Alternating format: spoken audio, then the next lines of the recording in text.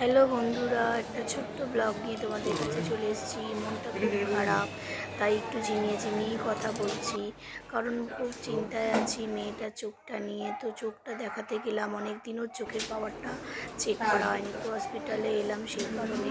তো এখানে অনেক রকম পদ্ধতিভাবে চোখের পাওয়ার চেক করা হলো। তো ভীষণ চিন্তায় আছি যে কী হবে না হবে। তো মানে বড়ো হয়ে যাচ্ছি, এত জায়গায় এতভাবে বসতে হচ্ছে, ঘন্টা আর ভীষণ ভিড়।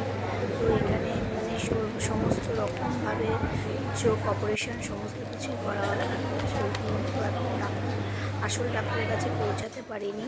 তো এবার ডাক্তারের কাছে যাবো। তো দেখানো সবাই পরীক্ষা এসে আছে। তো শেষ পর্যন্ত জানা গেল যে একটু চোখের পাওয়া আর একটু বেড়ে গেছে। সেই জন্য মানে প্রে করো যাতে তাড়াতাড়ি চোখের ভালো হয়ে যায়। সবাই ভালো থাকুন, সবাই সুস্থ থাকুন।